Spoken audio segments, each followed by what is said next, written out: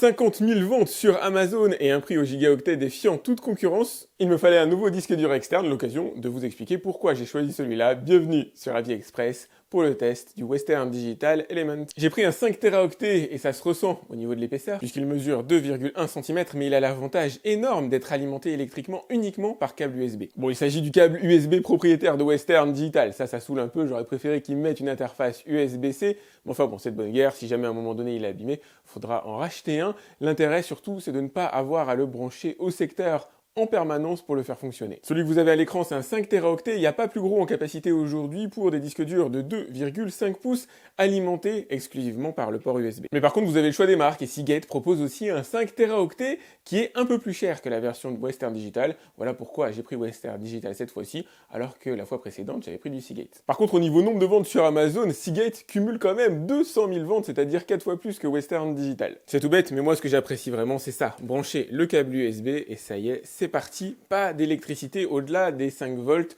envoyés par le port USB de mon ordinateur. Le disque est reconnu évidemment immédiatement, par contre, oubliez les 5 Teraoctets de disponibles, on n'a que 4,54 de disponibles. Et si vous vous dites qu'il aurait dû prendre le Seagate, sachez que ça m'a traversé l'esprit à moi aussi, il est affiché 5 Teraoctets sur Amazon, mais n'a que 4,5 de disponibles en réel. Concernant le formatage, le choix est difficile. Si par habitude j'utilisais le NTFS, qui est compatible quand même avec pas mal de périphériques, exFAT s'avère être aussi compatible et plutôt recommandé pour les périphériques de stockage externe, donc c'est celui que je vais essayer à l'intérieur de cette vidéo. Je précise que j'ai fait des tests de débit entre NTFS et exFAT avec plusieurs tailles d'unités d'allocation et j'ai obtenu grosso modo les mêmes débits à chaque fois. Tenez d'ailleurs, on va faire un test de débit. À gauche, vous avez mon SSD qui peut envoyer du 8000 mégabits par seconde, donc qui va exploiter parfaitement le disque dur de chez Western Digital. Et regardez le débit que j'ai ici. J'ai du 122 mégaoctets par seconde, 120 mégaoctets par seconde, disponible immédiatement.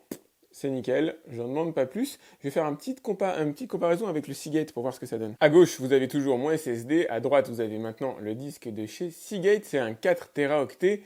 Et on va voir à quelle vitesse j'arrive à transférer.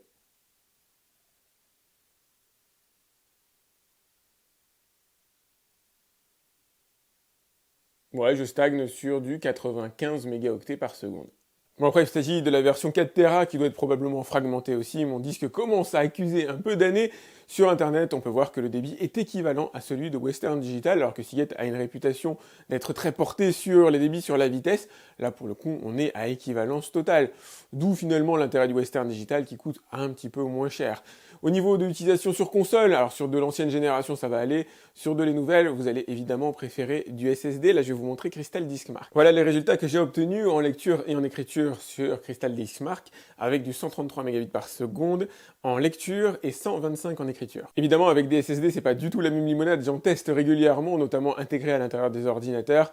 Pour du SSD de base, on va être sur du 500 mégabits par seconde, c'est-à-dire 5 fois plus rapide qu'un disque externe comme celui-là, et montable jusqu'à du 8000 mégabits par seconde, je crois, en ce moment.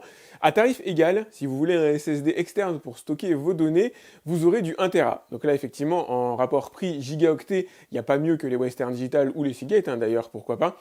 Mais en niveau vitesse, si jamais vous avez un budget équivalent à celui-là, qui doit être d'une grosse centaine d'euros, vous obtiendrez du 1 Tera, et évidemment des débits nettement plus élevés en mégaoctets par seconde. Là où ici on transfère à 120 mégaoctets, vous serez plutôt sur du 1000 avec un SSD. Tenez à regarder d'ailleurs par curiosité la vitesse, le débit en lecture de SSD intégré à l'intérieur de mon MSI GE76.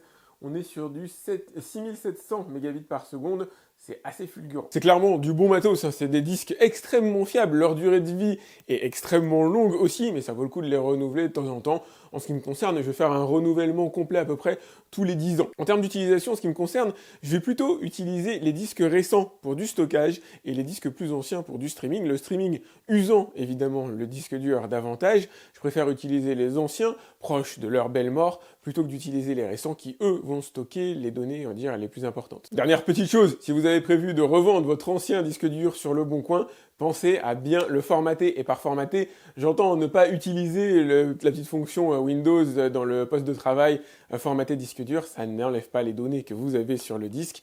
Faites un formatage en plusieurs passes, utilisez par exemple CCleaner, ou vous allez trouver d'autres logiciels qui permettent de faire ça, qui vont réellement réécrire par-dessus les données, sinon vos disques seront exploitables par des personnes qui savent comment faire. N'hésitez pas à liker cette vidéo, c'est important pour moi. Pensez à vous abonner à ma chaîne aussi si ce n'est pas déjà fait. Si vous avez des questions concernant ce disque signé Western Digital, un autre ou des recommandations de manière générale, n'hésitez pas à me laisser vos questions dans les commentaires de la vidéo YouTube.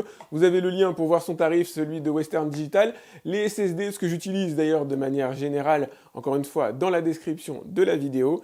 Et moi je vous dis à très vite pour un autre test sur AviExpress. Salut!